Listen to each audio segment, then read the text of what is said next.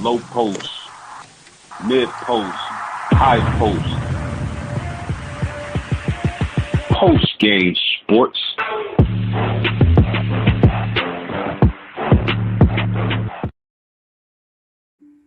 Hey, sports fans, this is Robert with WTP Sports Dudes here live tonight for another banger. I got my man Post Game of the Post Game Sports Podcast with me tonight. How you feeling post game? Man, I feel great, man. It's always great to be on with y'all, man. How y'all doing tonight? I'm doing good. I'm doing good. We also got our man One Take Zaya in the building. How you feeling, One Take? Man, when you be introducing us, man, when we come on, it feel like I'm coming out on the starting lineup in the basketball arena. What's good with y'all, though, my peoples? Oh yeah. You come out with one of those fly handshakes with all your teammates. I was a simple guy. I just shook hands. I ain't do all the extra stuff. You feel me? It was about business time, you know? It's about business. I feel you. I feel you. I know y'all caught this past weekend's NFL draft. We're going to talk about that later on in the show. Also, the NBA playoffs is jumping off. We're going to talk a little bit about that. Plus, the WNBA kicked off their season again. So we're going to have some talk about that as well. And then college freaking football has a lot going on. It seems like the NCAA is trying to get their teeth back. Hopefully that happens and we can get some normalcy in college football in a year or two. But let's go ahead and get into this NBA action. Let's talk about it.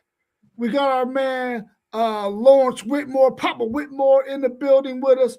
Also, Bees TV is with us as well. If you get a chance and you're on YouTube, go check out Bees TV. He's in the chat with us right now. So if you scroll through that chat, you will see what his handle is and go check him out on Bees TV. Let's get this first question underway. Several teams face elimination games in the first round of the playoffs. Who do you think sends this series to a sixth game?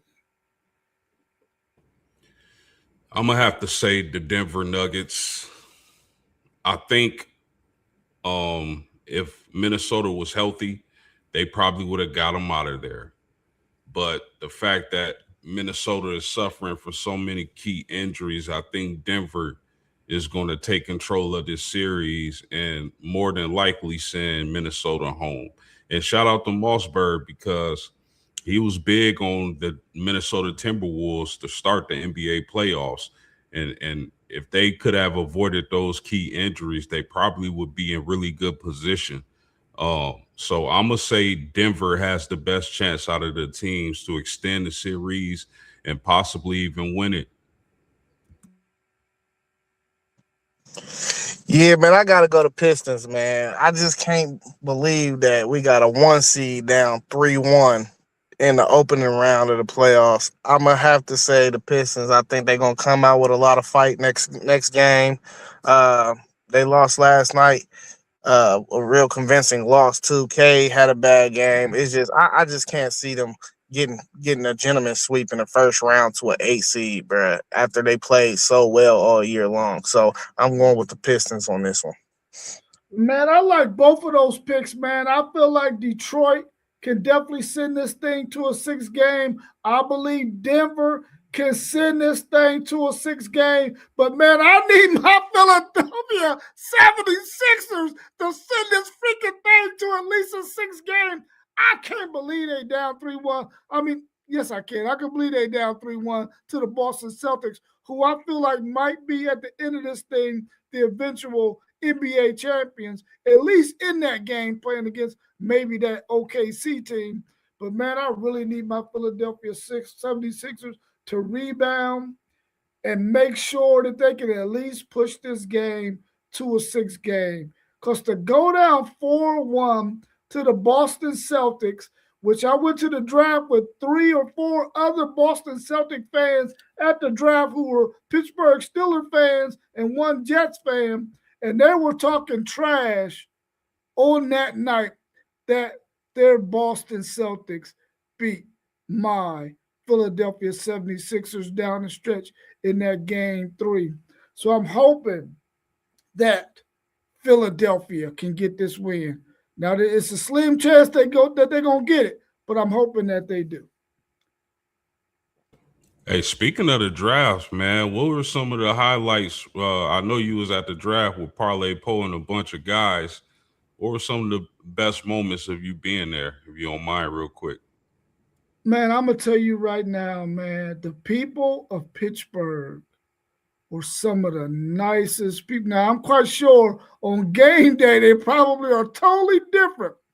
But in terms of how they treated us, people from out of the state, out of the city, they treated us so well, man. They made sure everything was laid out for us, the whole red carpet, the whole 9 yards. They did everything they could do as a city to make sure we all felt welcome. And then to be able to have the stadium open for everybody to come in and have a place to sit with your team and cheer them on as they were making their draft choices. I thought it was an unbelievable job by the people of Pittsburgh and also the NFL. It was top notch. Let's take on this next question. Out of the 2-2 series, what team are you concerned about losing the series? I got to agree with my man Mossberg in the chat. I think the Knicks, if I got to say one team, it's the New York Knicks. Listen, Jalen Johnson for the Atlanta Hawks has been balling, man. He leading his team in just about every statistical category. The Knicks might be in trouble, and we've said it before. Teams in the playoffs where your smallest player is your best player normally don't have a lot of success throughout history. I know there's some exceptions to that rule, but throughout history, that's pretty much been the rule. I like, out of the two teams, I gotta say I'm more confident in Cleveland because I think at some point Evan Mobley is gonna get more involved offensively, just like he did in the first couple of games. And if Evan Mobley is able to get back scoring like he was the first couple of games of the series, I like Cleveland to move on. So the more concerning team, in my opinion, has to be the New York Knicks. Hey, listen, they both scared me. Both of these 2-2 series scared me because the Knicks, Brunson like to shoot them out of games. We should be getting Cat about 15, 20 shots a game, and I be feeling like they just won't let him be the head of the offense, which they should. But with this question, I'm gonna have to lean more towards Cleveland. Did y'all see the way that Toronto building was rocking the last game? I feel like if they could just steal one more in Cleveland, I don't even think Cleveland can beat them again in Toronto. Because the way that fan base show up, it's going to be so hard to beat them in their building. And they ain't even been getting good minutes out of Brandon Ingram. Don't let Brandon Ingram get going. Well, I'm quite sure Brandon Ingram is going to get going in this next game because the way his girl was looking at him after that performance he just had, I think he gonna show up in this next one. But I really feel like, man, the Knicks and what y'all said about the fact that Big Cat is not getting the touches that he needs to get. I don't think the Hawks have an answer for Big Cat. I really don't. And I think if they will go ahead and say to themselves, let's get this series over with. We know Big Cat got the advantage. Let's let him rock and roll like he did in game 1, even though it was in the second half.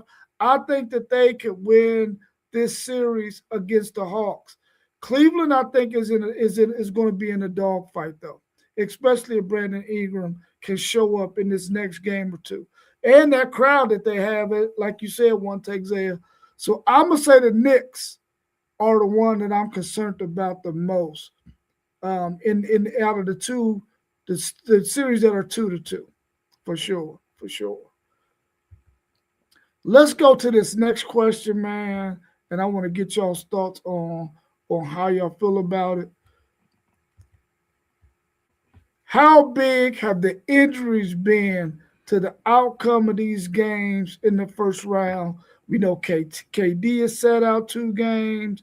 We know that we've had some injuries. Who was that other player that's been injured? We know Wembley sat out a game, and there's been a couple of other injuries. How big have those injuries been, and how much of an effect have they had on this first round of matchups? You want to take that one take? Okay. So, I mean, I mentioned it earlier. I think, Edwards and DiVincenzo for Minnesota being injured has really turned the tide of that series. Rudy Gobert has been quietly, I think, playing really well against Jokic. I feel like Jokic should have been suspended for starting that fight, but that's a whole nother story. But those injuries to the Minnesota Timberwolves has really changed that series, in my opinion, and has given the Denver Nuggets a chance to come back and win that series overall. But injuries suck, man. That's one of the worst parts about any sports, in my opinion. Like the injuries, dealing with stuff like KD. I think if KD was healthy, we would have a better series. But then again, if Luka and Reeves are healthy, I think they blow them out the water. So injuries have been a big factor. It sucks. It's just a part of the game. What we like to say, next man up. But I think the biggest injury impact definitely has been the Minnesota Timberwolves. And even if they do advance, Rob, even if Minnesota somehow does advance, they're not going no farther than the next round because I doubt Edwards and DiVincenzo will be back for that series anyway. Yeah. Let's welcome my man T1 into the show tonight. How you feeling, T1? Feeling great, y'all. Feeling great, man. You know how I be moving and grooving, and then I looked at my phone. It was 8 o'clock, and I said it's the second Tuesday of whatever month you said. And I'm like, I got to get over there to the homies, man. I'm good, man. Good to see y'all. Yeah, good to see you too, bro. We're talking about this NBA action, and we were talking a little bit about your Cleveland Cavaliers. How concerned are you in this series with Toronto being tied up 2-2? I'm not all that concerned. We just have to keep that home court. And now if we lose the next one, if we lose tomorrow, then I'll be concerned. But as long as we keep that home court and go do what we got to do tomorrow, I feel pretty good. I think we let one slip away in that game 4. I feel like we could have got that one in Toronto. So I'm not really that concerned. All right. Do you think the Lakers are going to put the Houston Rockets away since they're up 3-1? Yeah, it's night. It's night. It's night. They got their number even with their injuries. They got their numbers and they up out of here. What about Boston over Philly? They're up 3-1 on the Philadelphia 76ers. Is that night too? It's night tonight. Boston going to get them some good rest and sit back and watch and see what's about to come next for them. Yeah. What about that Detroit and Orlando series? Orlando's up 3-1, and that's shocking because Detroit has been one of the best teams in the league this year. What's your thoughts on that one? Well, that's the most shocking of all of the playoffs. And then with that being a 1-8, but Orlando has a history of being an 8 and upsetting a 1. And I know that because I'm a Cleveland Cavaliers fan, and they popped us one time. So it looked like they about to pop Detroit. Yeah, it sure do look like they're about to pop Detroit. Well, let's check out. Was there anything else about the NBA playoffs that y'all want to discuss before we move on to the WNBA? Yeah, Yeah, just let me. Oh, go ahead, Post. no, What it's your will turn. take? Go ahead. Yeah. Let me say this. We've been talking about the injuries that been hurting people. And my Lakers, we down Luka and AR, and I think it's helped us because I think it showed us that we need to lead with our defense and our hustle. We got Marcus Smart out there just running everywhere, all the way, everywhere on the court. And I like that they on the bench and they can see that if we can lead with our defense and let our offense just come, that's the way for us to win. Because with Luka and AR on the floor, AR is a willing defender, but Luka just don't try on defense at all. So when we get those guys back, all you got to do on defense is give effort. The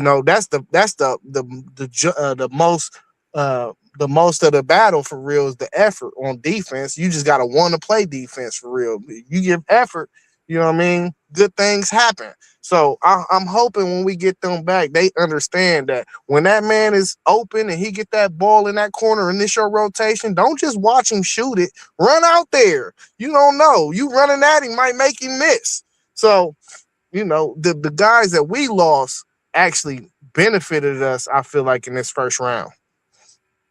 Hey, so one take. Let me ask you a question. So, how many notches up do you think y'all go when y'all get those two players back? Like, do y'all go notches up, or is it messing up what y'all got going on right now? Because I thought it would be a tougher battle for y'all with those two players out going against Houston, and it really looked like it's not a problem at all. And the Lakers look to be playing some good ball right now. T1, man, I gotta to answer this question, I gotta give LeBron full credit, man. Because one thing I can see is he's the main one that's leading with the effort. He's 40 years old, 40 plus years old. You see him diving on the floor for loose balls.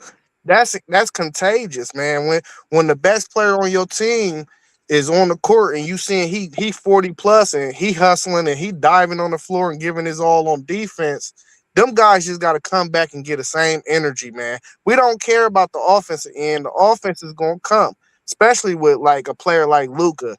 Luka is he's a one of one offensive player. The offense is going to be there. It's just you got to buy in on that defensive end. That's it. Yeah.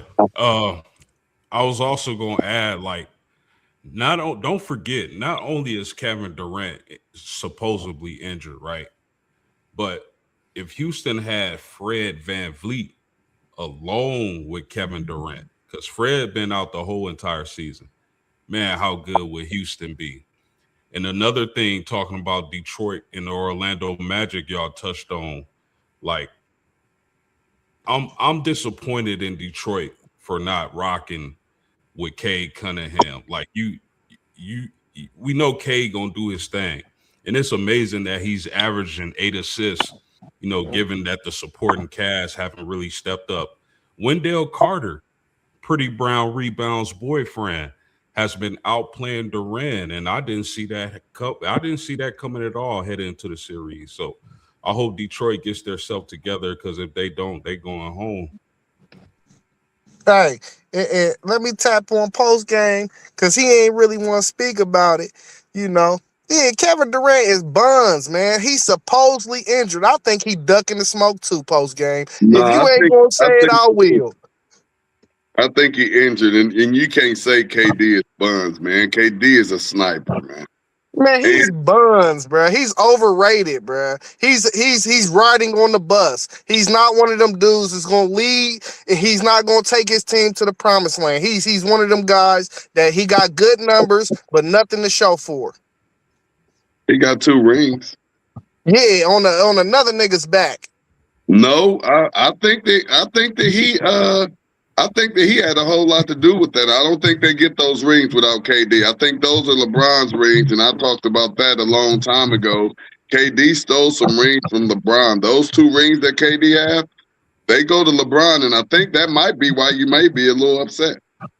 I'm upset because he was up 3-1 and left the team that he was up 3-1 with on that team, that same team he won the championship with and went and played with them to beat LeBron. That's why I'm upset. Yeah, you right. He did steal a couple rings from LeBron. You right.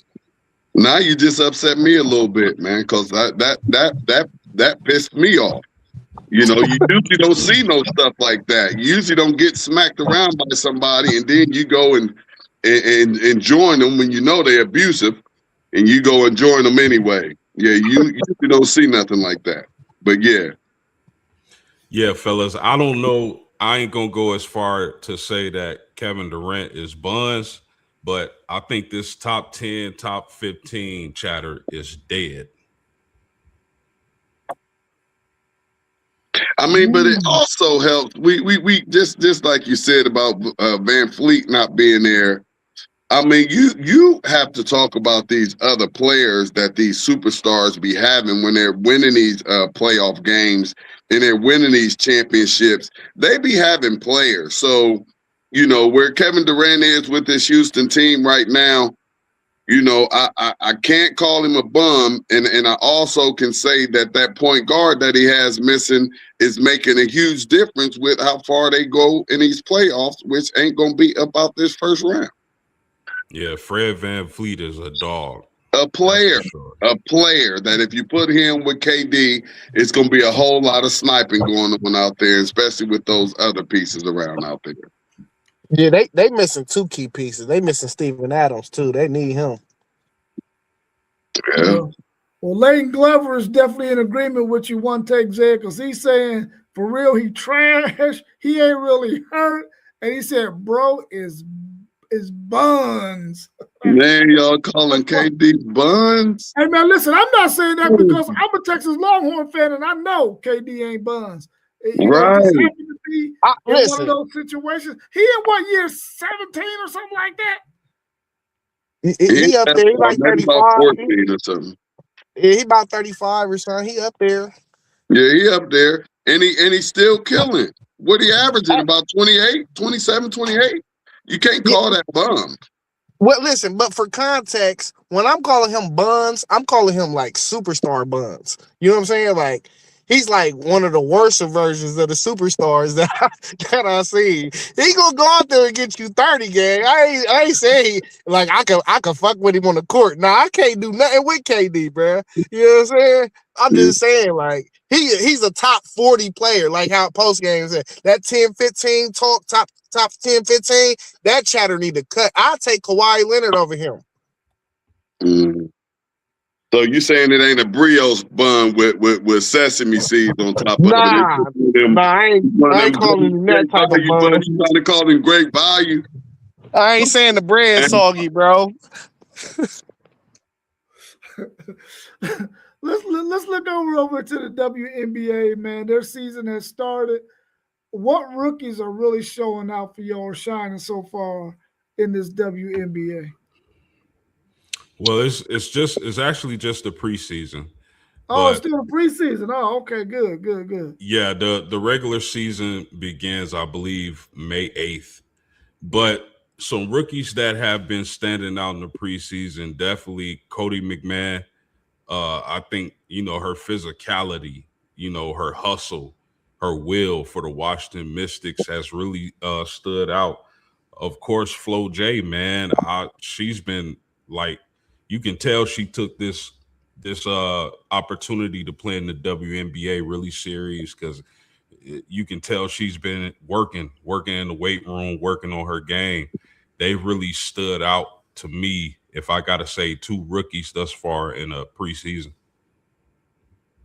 Yeah, I'm in agreement with post game. I think Flage got a chance to really run away with this Rookie of the Year award because her team is trash. They are trash. She gonna be probably the go-to from jump day one, and at Seattle. But Washington got Cody over there, and they got Lauren Betts over there. So I don't know. I think they're gonna fight each other on that team to see who gonna have the best year between them two. But both of them look like they're gonna be able to do some work this year too. I like what they building over there in Washington, though. Don't they got the guard from Notre Dame for a few years back over there, post? Yeah, No, you're right. They got Sonia Citron. They also picked up Hannah Hidalgo's running mate. Man, I can't think of her name right now, but they got a couple Notre Dame guards out there. Washington is looking real nice. Like I said, man, Cody McMahon, she's so physical, man. She gonna bring a lot to that team, I think. Yeah, they got a nice little young core. They're gonna be a team to keep your eye on these years coming for sure. Yeah, you got to take on that T1. All right, maybe he had to step away for a minute. What are you mainly looking forward to early? In the WNBA season, what are you mainly looking to see this year from them during this next season? You know, before I get fully into that, I want to say the WNBA they're lacking in one spot, man. They got to pick up the advertisement because I feel like the casual fan will have. If I wasn't on, I want to say they was airing the games on Peacock the other day or something. If I wasn't on Peacock, I wouldn't have never even knew the Linux was on. You know what I'm saying? They got to pick up the advertisement or something and get the notoriety about when the season is starting and stuff. Because I didn't even know the preseason was on. Like I said, it was either Prime or Peacock. I happened to get on there to watch something, and I was like, "Oh snaps, WNBA on," and clicked it and watched a little bit of the game. So they got to pick that advertisement up, man. Hey, they didn't pick the salaries up, so you got to think that'll follow behind it. And I'm just glad they picked the salaries up for them young ladies, man, because they deserve it too. I think it's gonna pick up, Zay, but I definitely understand it. Yeah, fellas. You know what? Go ahead. My bad, Rob. Yeah, fellas, I'm excited about a lot of different things in the W. Now, if y'all know this player, Kennedy Carter, so say she was blackballed from the league last year. So she spent the season in Mexico playing professionally, but now she's back. And they done messed around and let the Aces sign Kennedy Carter, fellas.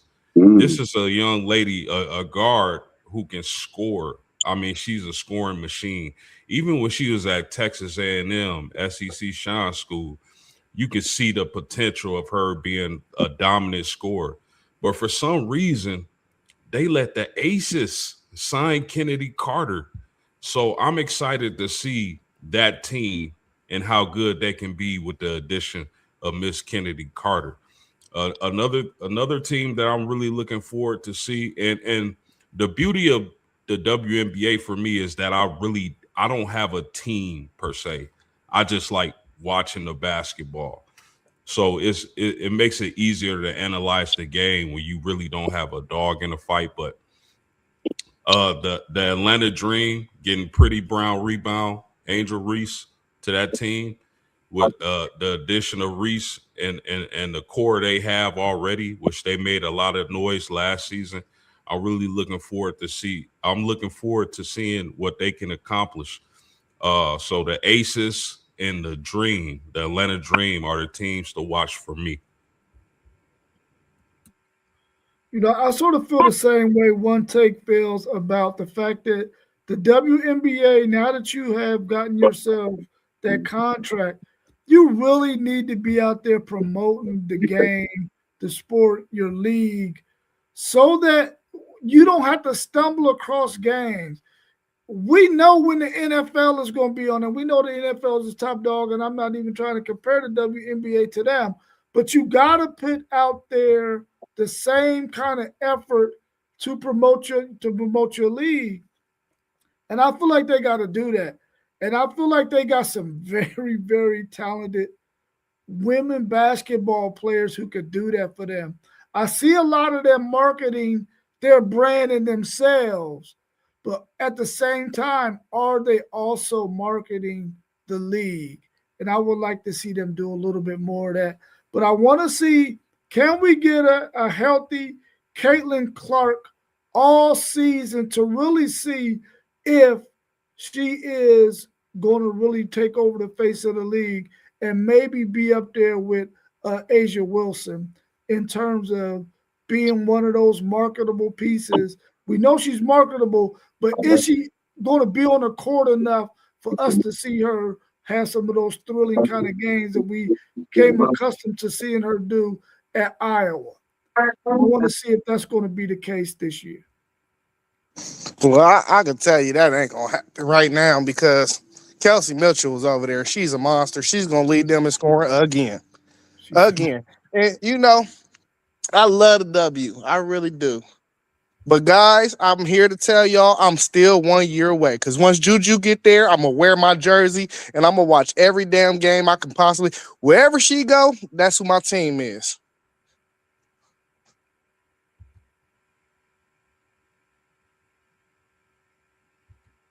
Y'all mentioned the Indiana Fever. I mean, Kelsey Mitchell.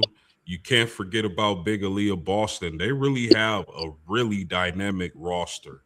And needless to say, they made it to was it the conference final last season without Caitlin Clark. So we definitely gonna see how good Caitlin is this season. I think she got the goods. I also think she gets a lot of hype though. But the Indiana Fever is definitely a team to watch. They got a lot of good players on that team. And I like you throwing my lady Buckeye out there because Kelsey is a monster. She's a monster, bro. She's a monster, that's for sure. Let's change gears again and let's talk a little bit of NFL. We know we had the draft this past weekend, Thursday, Friday, Saturday. What surprised you the most during this year's NFL draft? I'm sorry for being a homer, y'all. I'm sorry, but I know y'all already where I'm going with it. But the biggest surprise for me, well, no, let's go back because we was going live, so I'm gonna get off of that. Was Love going to Arizona and take to the Titans? Those right there was a huge surprise to me. But I love both of those picks.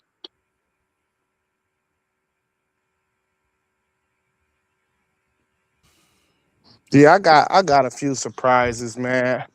Um, I thought Dallas, they kind of weird to me. They always train with their divisional team, Philly, and it seemed like they kind of help them out with these trades.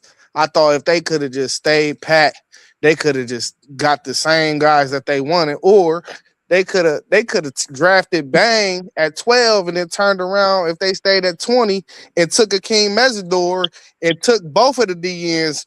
They drafted three dudes on the defensive line, so you clearly was in need of that, and you could have still you wouldn't have found a Caleb Downs, but what was your biggest need? Your biggest need was that D line. You wanted to clean up that D line. So you could have got two guys that you would have felt real comfortable with if you would have just stayed pat and you wouldn't have helped out a divisional rival. And then another thing that surprised me, Minnesota, what are y'all doing taking Caleb Banks at 18? Why are y'all reaching that far for a guy that you don't really know is going, I mean, I guess it's a high risk, high reward pick, but I thought Minnesota kind of was the team for me in the first round that absolutely reached when it was unnecessary. Absolutely, fellas. Well, initially I thought that the Jeremiah Love pick was the most surprising pick, but then I looked at Arizona's roster. You got two really good receivers, and Marvin Harrison Jr. and Michael Wilson, and then the tight end Trey McBride. Now you add your franchise running back. I know that they don't have a franchise quarterback, but Brissett is solid.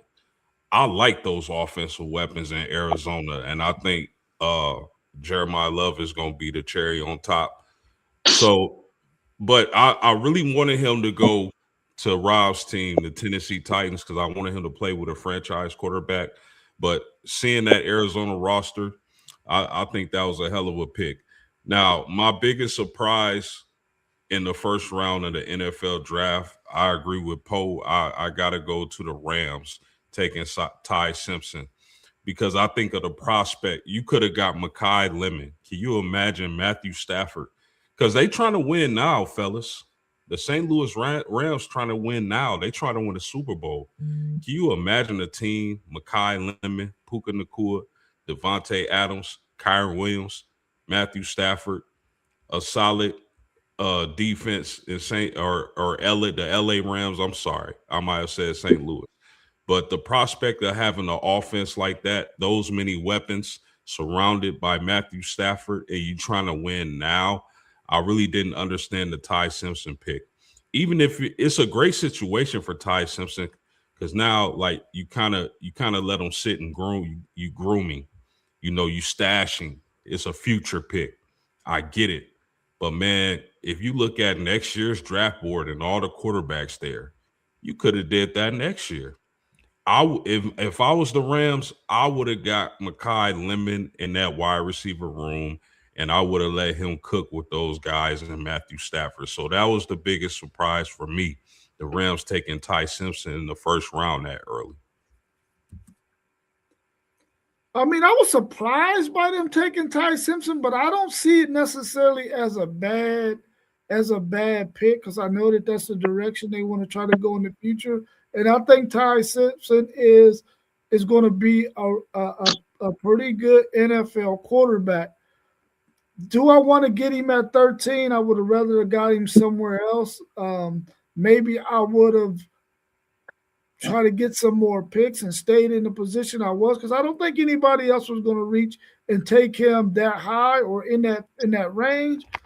But I mean, I still think it was a good pick for them to get him. Maybe not necessarily at 13, but I really did want Jeremiah Love to fall to my Tennessee Titans.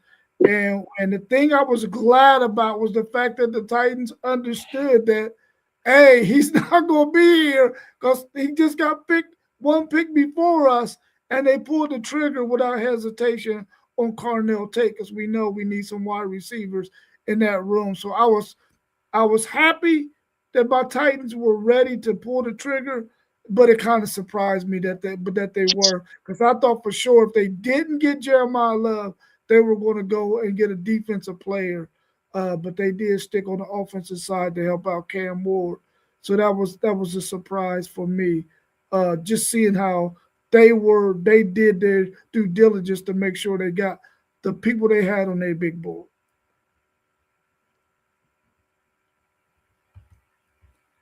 Hey Rob, I ain't mad that he ain't.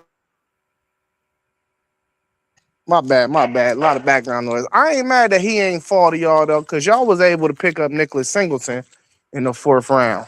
So that's a Big Ten back. He was the most explosive back between the two for real. Him and Katron Allen, in my opinion. I think he gonna bowl well with Tony Pollard out there in Tennessee. I totally agree with you 1,000%. One take because when we got him, I think it was Kevin Bird who was with us on this trip to the draft. I said, man, we got Nicholas Singleton. He said, what?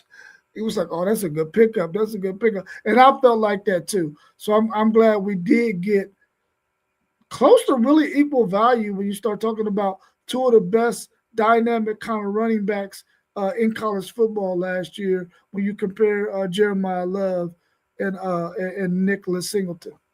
So let's slow down. No, I'm not saying Jeremiah Love, bro. I'm not saying that. What I'm saying is we've seen Nicholas Singleton do some pretty good stuff out there on that field. Okay. Yeah. I ain't saying Jeremiah Love, brother. I ain't saying. Hey, listen. But to get him in the 4th round, man, that was a good move. Yeah, you speaking more towards value, right? Yeah. Just the value of getting that kind of running back in the round you got him. I get it. Yeah, for sure. Fans out there don't think I'm nuts because I'm not. How do you think your NFL team did with their draft choices? You want to start, Zay? Because I thought the Bucs hit it out the park. Yeah, I go, man. Listen, we did exactly what we were supposed to do. Ruben Bain fell in our lap. The jury is out for Ruben Bain. For me, I'm one of them people that is worried about his arm length, but I also am one of them people that believe in the tape. The tape says it, bro. He got the motor. He got the dog. He gonna be even hungrier for falling in the draft. And but my thing is historically when we draft defensive linemen, like defensive ends, they usually typically don't pan out in the first round. I don't know why. It's like a curse. But then we turned around and got Joshua Trotter out of Missouri, who's a tackling machine. We definitely needed somebody in the middle of that defense because, like I said, Levante David retired. So he's not going to be Levante David, but he is definitely going to be everywhere on that field.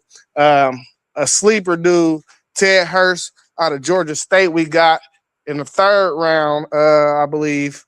6'4", big body receiver, something that we ain't got in our wide receiver room no more since Mike Evans went to the Niners. And then Keontae Scott, who I think is going to start day one for us in the nickel. So in actuality, I think we got 3 starters out of this draft. I asked post game about the guard we got. We took in the 6th round, Billy from Notre Dame. He told me good things about him. I think he probably be in the rotation at some point. But anytime you can go into the draft and you can add 3 starters, like from day one, I think you did a beautiful job. And I think Bang Trotter and Keontae Scott. Keontae Scott is that corner that intercepted that ball when we played them and took it to the crib, if y'all don't know who he is. So real instinctive. I think he going to start nickel for us day one. So I like what we did, man. I think we touched every need that we had, and we tried to build depth late in the later rounds in certain positions that we needed. So I can't never be mad. I think we always draft good. We just take what the board give us. Hey, I wish I could say my Brownies always drafted good, but these past 2 drafts for the Browns, they've knocked it out the park. And then this draft right here, you see it's a consensus A to A plus across the board.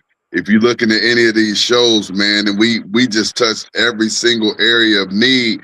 And to be able to get Concepcion and Denzel at that wide receiver position, the best left tackle, and then really probably the best safety out this joint with the big hitter up out of Toledo, man. Cleveland knocked this thing out the park, man. I'm excited to see this offense to go with that championship defense this upcoming season, man. And my Bengals didn't do too bad either, but they just didn't do as well as the Browns, man. And I just think the Browns knocked it out the park. And if you're a Browns fan, you can't do nothing but be excited about what this year may look like going with that defense. And then that safety, Warren out of Toledo. I don't know if y'all saw that young man's tape, but he is a hitter. He is a headhunter. Yeah, for sure. I think the Browns did well. I definitely think Tampa Bay did well. I mean, but really, fellas, to be honest, like I don't think there's not one team, one fan base, no GM that doesn't think their team did well. Only time will tell. But just for the sake of argument, I definitely think there were some teams that did very well. But as far as my Indianapolis Colts, I want to heal out of Texas. They get CJ Allen, the linebacker from Georgia. I can't complain about that. Indianapolis needs linebacker help. I think his tape is really, really good, man. And CJ Allen was projected by some to go in that first round and be outside of the Ohio State linebackers, be the other linebacker taken in the first round. AJ Hawsey, the safety from LSU, man, that dude is a baller.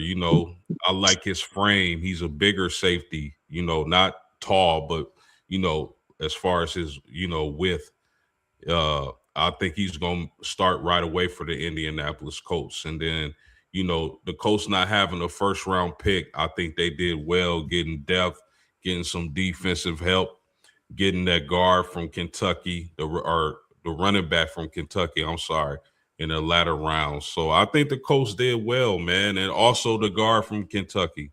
So I think the coach did well. We had some defensive issues or defensive holes we needed to fill. I thought we filled them well with Allen and Halsey. So I'm excited to see, man, because in the latter part of the season, the Colts defense was getting Swiss cheesed up.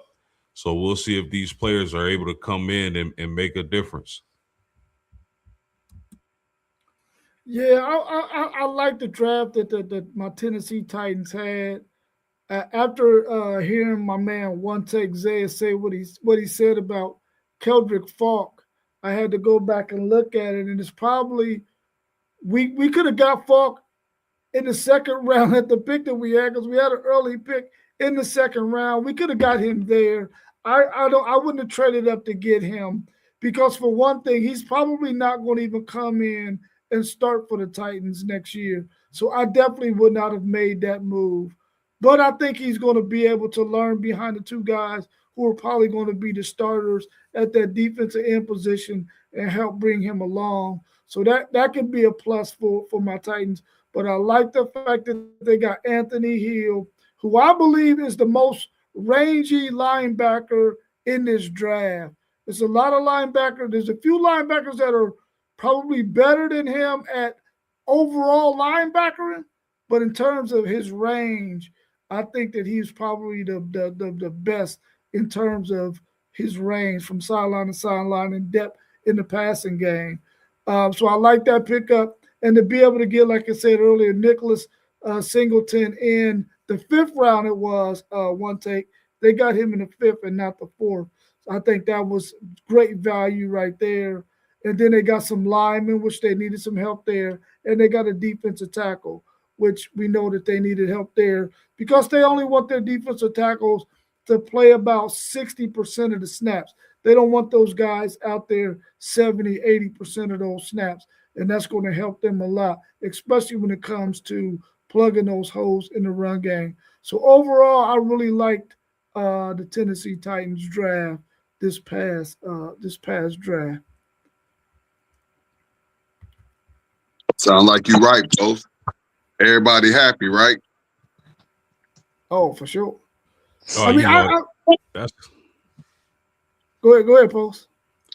No, I was just gonna say that's how it start off, man. Everybody after the draft, all 32 teams, all 32 fan bases, everybody happy because it's like the potential of what the players they drafted can do. You know what I mean? Now, whether it pans out or not, that's a different story.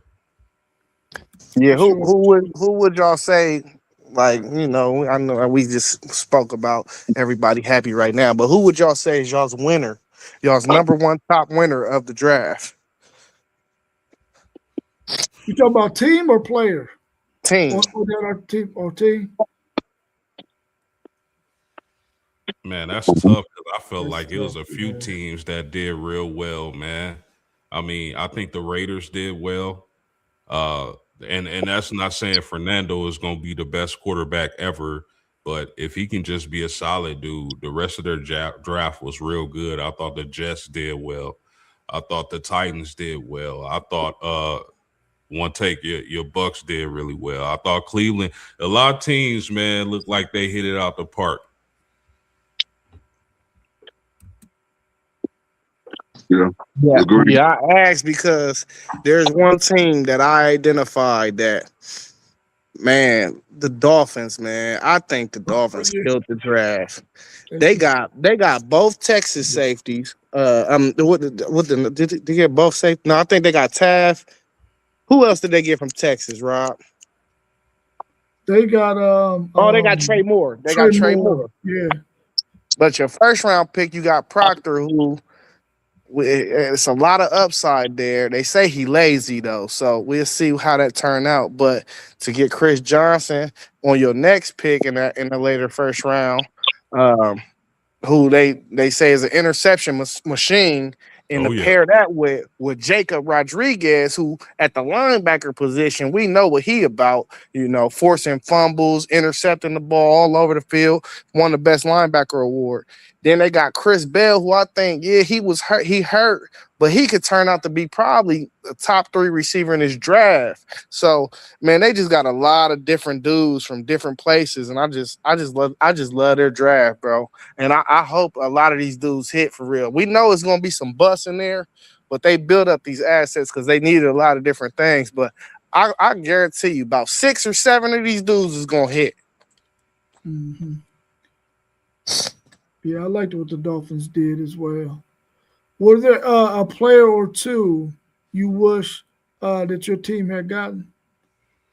Oh yeah, and let me also shout out the Dallas Cowboys. I know a lot of Dallas Cowboy fans, and they freak out every year about Jerry Jones blowing the draft for him. I don't think he blew this draft at all.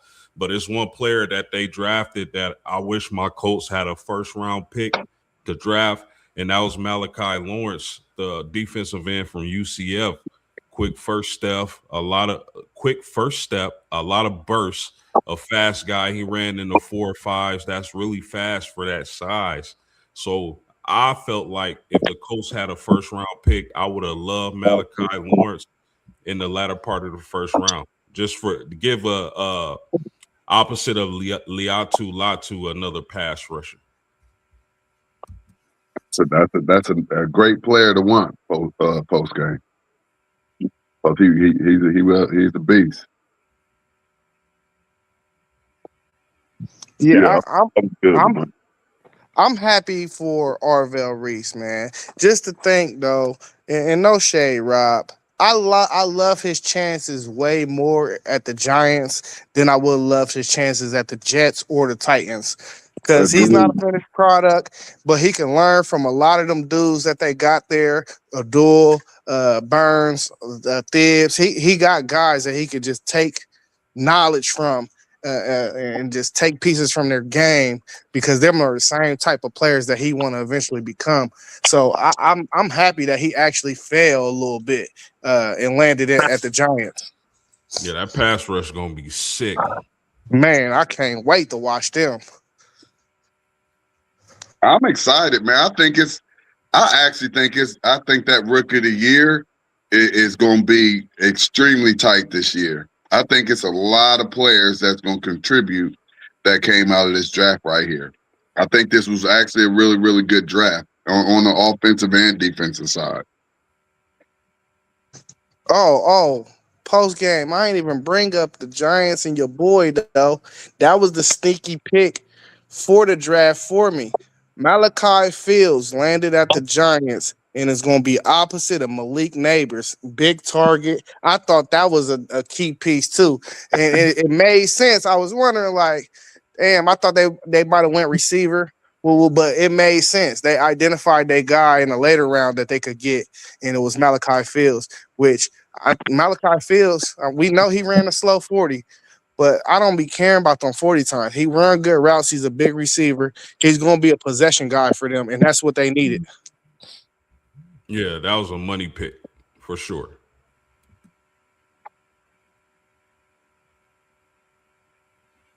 Anything else on that question? Good. All right, let's turn our attentions to college football. It's been in the news quite a bit the last couple of days.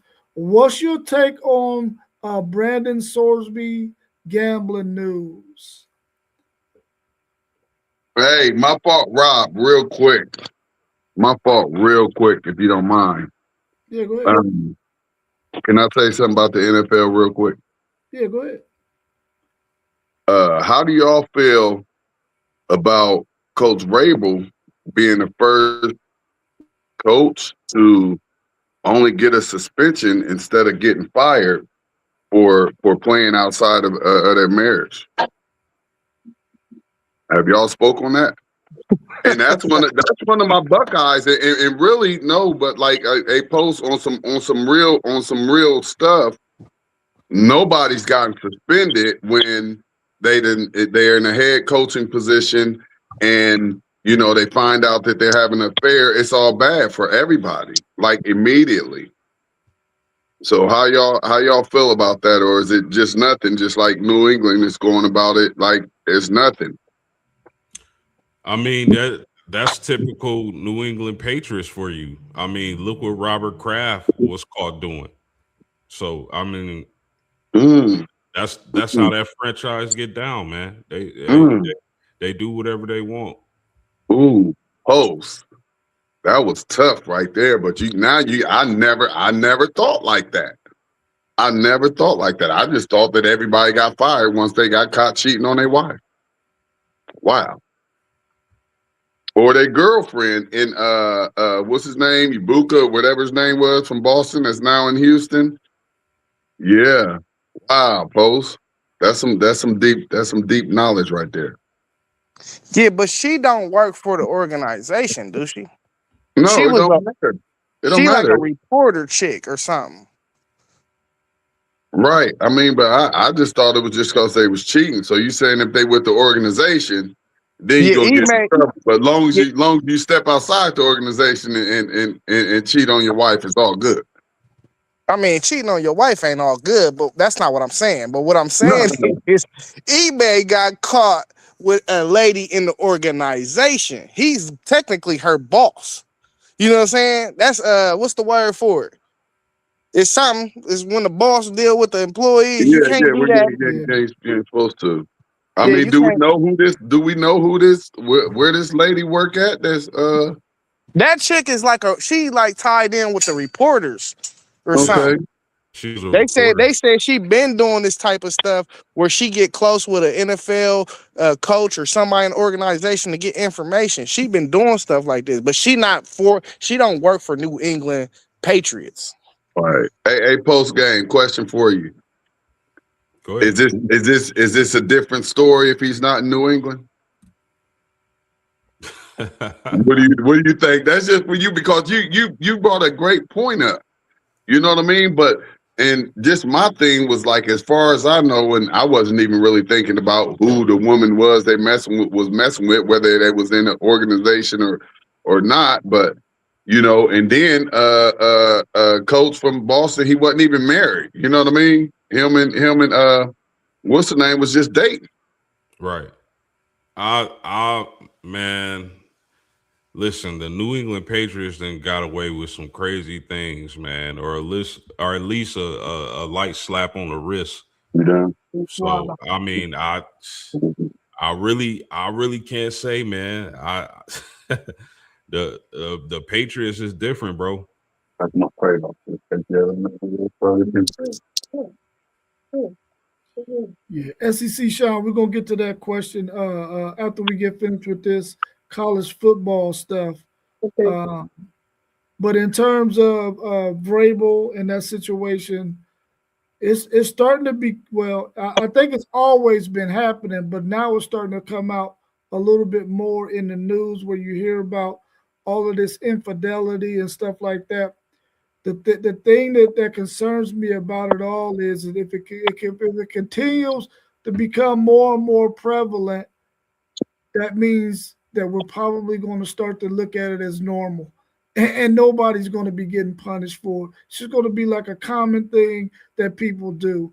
And I don't think that's a good thing for society to think that people can go and do those kind of things. So hopefully they'll rethink this thing and give Vrabel maybe a little bit more of a consequence than what he's getting right now, because I think you send the wrong message to our young people when you allow stuff like this to happen without a serious consequence. So hopefully they'll do something about that, man, because it is becoming in the news a little bit more common, even though I believe it's always been happening. It just it wasn't getting leaked like it's getting leaked now because of how much the media is trying to grab a story every chance they get. So let's talk about Brandon Sorsby and this situation with this gambling news.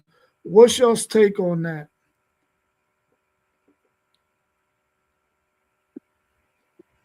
Go ahead, post. I ain't hip on that. I mean, go ahead, Zay.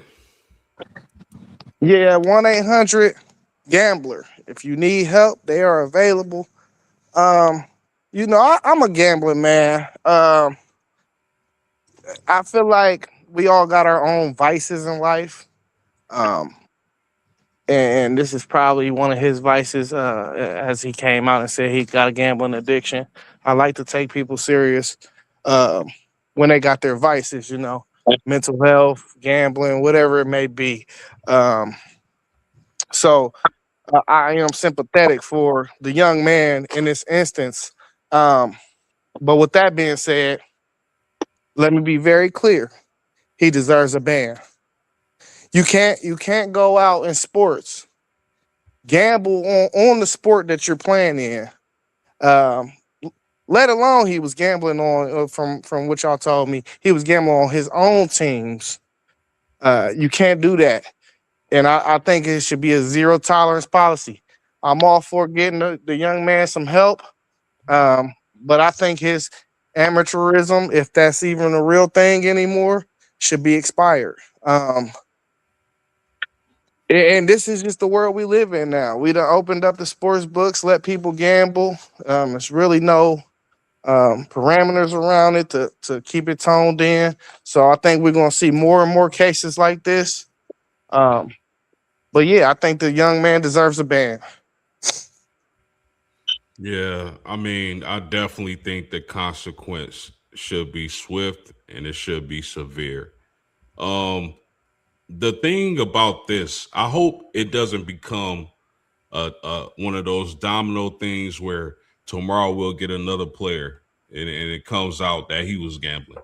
And then Saturday we'll get another player. And then Tuesday we'll get another player. That's what I hope it does not become. I hope this is just an isolated situation. I hope that young man gets, the help he needs for an addiction like that.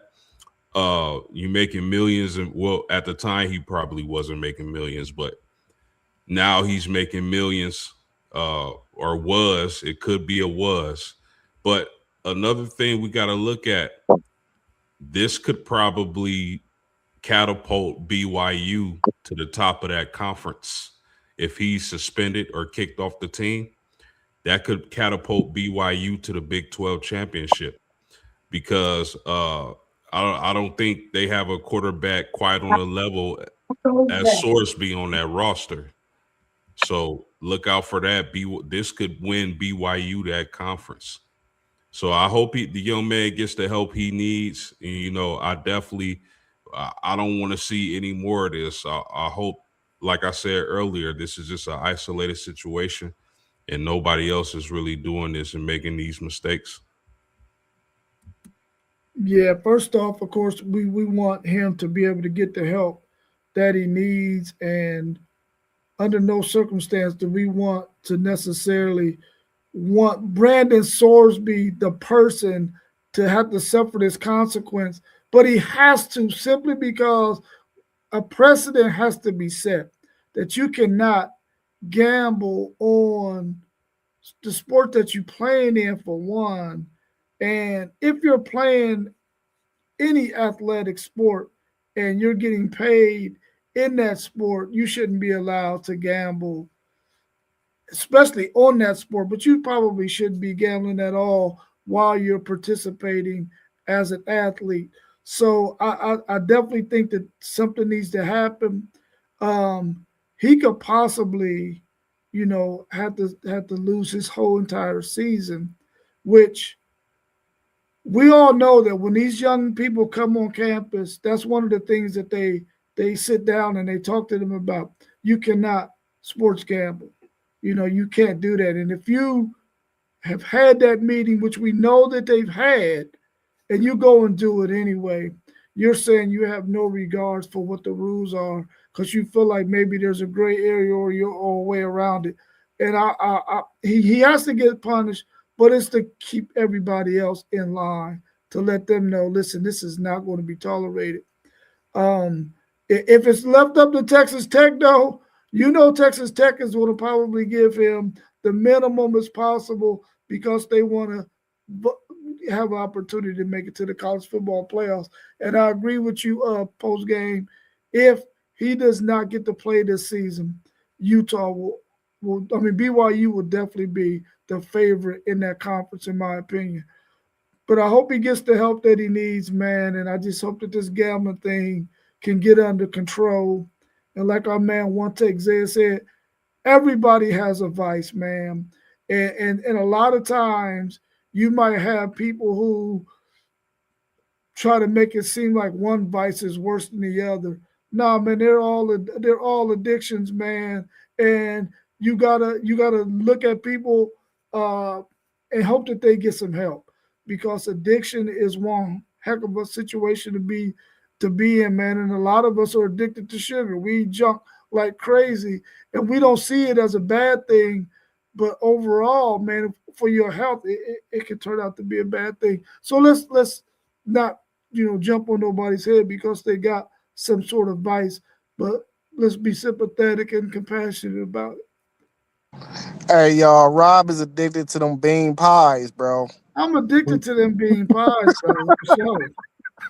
For sure. How do you feel about the 5-and-5 rule?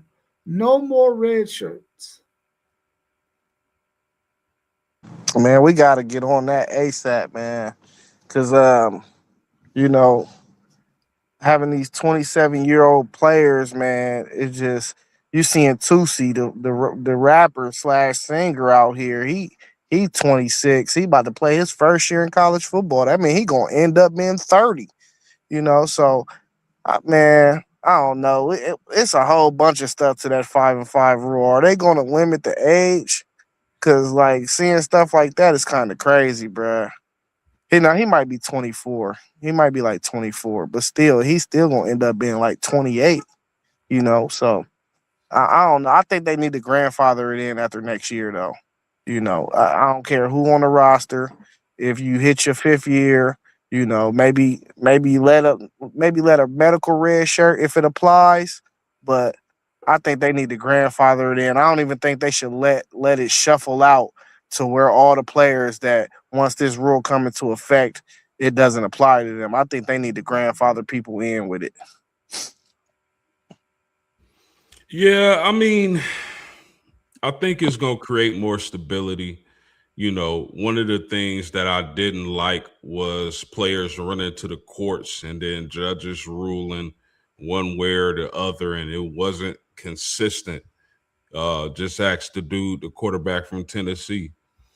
So I hope it brings more stability to college football more so than the other sports, because it's ridiculous, man. You got 27, 28-year-olds. And I understand it from their point of view.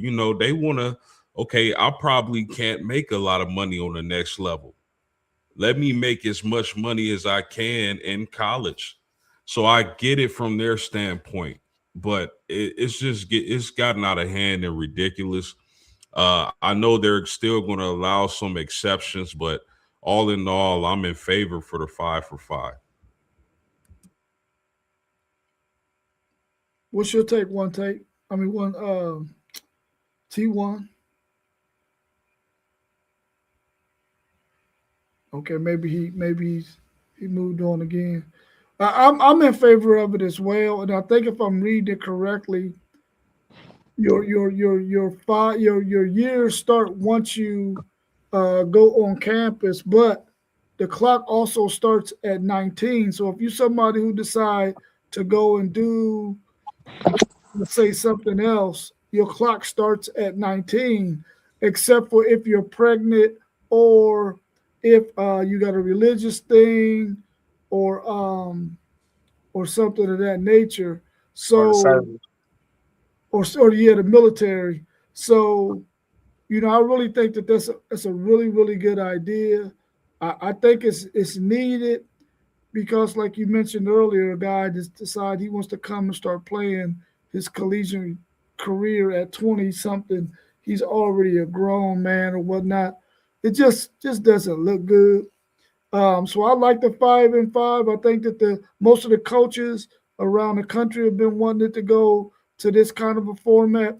I kind of wanted them to get rid of that red shirt rule and let guys play as much as they can when they first get on campus. If they can play on special teams for all how many ever games they play that season, I'm all for that as a true freshman because you need those players out there, especially to fill those special teams, so that your main players don't have to play those positions. So I really like the rule. I just hope that after this football season that's coming up in 2026, it becomes retroactive and they don't allow anybody who is looking to get a 6 year. I don't think that they should get a 6 year unless they have one of those circumstances that will grant that. So how do y'all think it's going to affect? Do y'all think it has any effect on early enrollees, players that reclassify and go to their college a year early? Does that clock still start when they get on campus or when they It starts, graduate? yeah, it starts once they get on campus. Yeah, so if you're gonna start your clock early because you want to get on the campus to start that NIL money coming in, especially if you're in a state where they don't allow you to get NIL in high school, I mean your clock starts, your 5 years start from the minute you get on that campus, and I think that's good as well because I mean maybe the youngest we've had some 16-year-olds on campus before. Most times it's because they're super uber smart. Um, and their bodies just aren't ready yet. Maybe they might put an addendum in there for that because I know Texas had a guy who was on their campus at 16 and it took him. You're right. In fact, I don't even think he's with the program anymore. I think he transferred out because he just couldn't find the field because he had been there trying to get his body right because he was just so young. Maybe they might put an addendum in there for that. I don't know, but if a guy is going to make that decision, he already know what the rules are. Then maybe he should be stuck to the 5-5 too. That I think that's going to fall under the umbrella of them extreme circumstances where if you apply for that 6 year or so, you could probably win that case in court. Yeah, it seems like the NCAA is trying to get their teeth back with this committee that they got with the president and whatnot. Well, not that they got it, but I think they're trying to use that as leverage to try to get this thing totally under control. And I would like to see them get a foothold on it because it's getting to be a little bit ridiculous. Yeah, What do you have? that's Yeah, exactly what they're doing, Rob. Linking yeah, up with the Prezi. yeah, and which I think that's a pretty smart move. What do y'all think about what we talked about earlier in the chat? And also, SEC Sean put this question out there to us as well. He's watching some of that good hockey. What about the NCAA basketball tournament expanding to 76 teams? You know, I'm I ain't fully opposed to it actually. As long as those added teams are just strictly playing games. I don't want to see the field really change, but if you're going to tell me, um, like how Texas played, whoever they played in the play in, and then they got that slot to play that first round matchup. If they're all playing games, I'm not totally against it actually because we always hear and see teams complaining and da da da da. So I feel like this should be the last straw. Like, okay, we push it to 70, 78 or 76.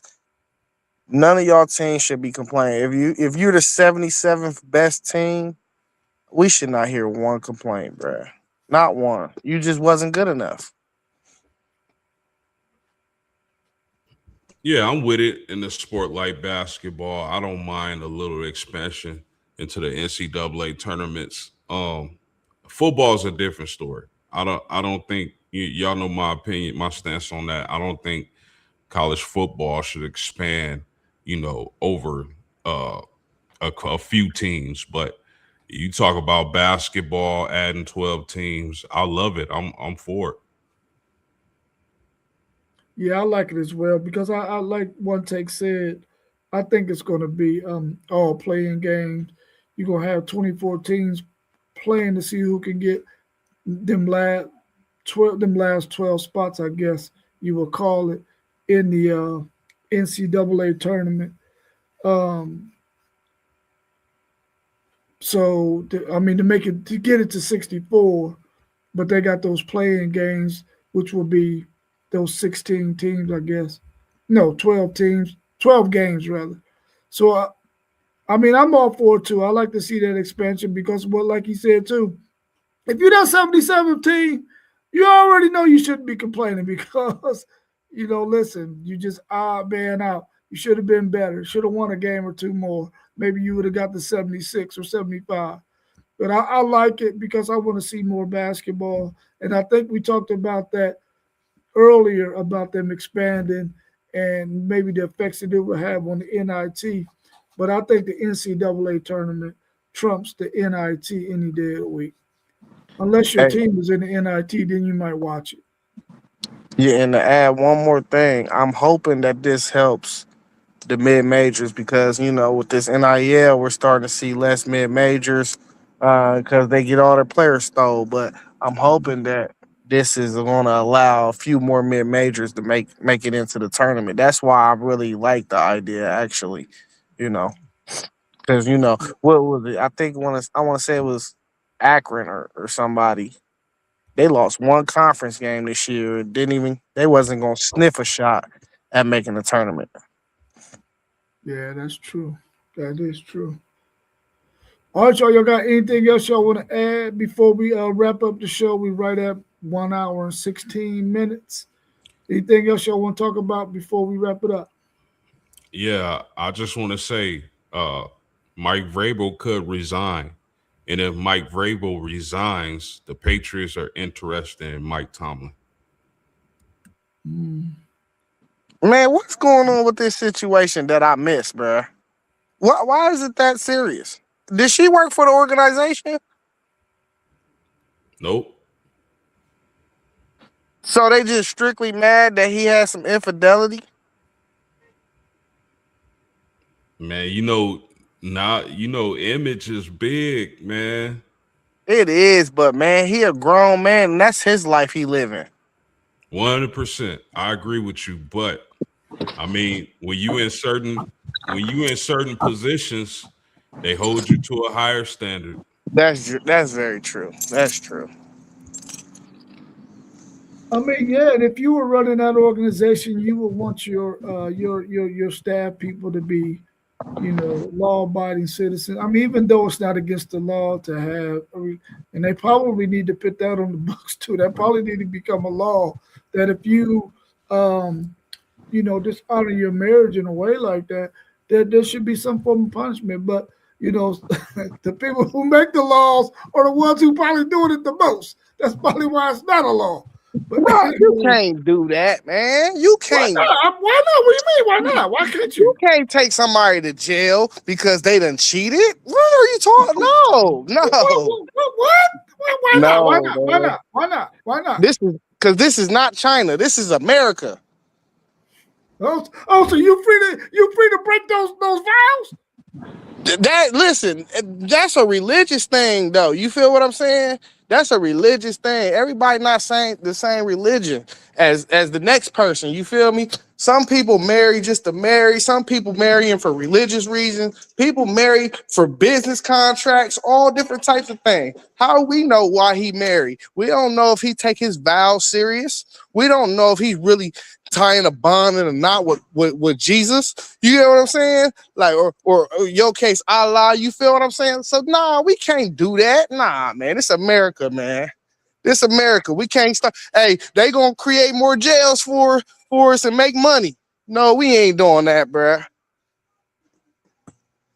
But I'm with you. I'm not promoting infidelity. I said that. I made that clear. But nah, man. One take Zay has spoken. It's a free for all. Everybody do what you want. No. That's what I said, man.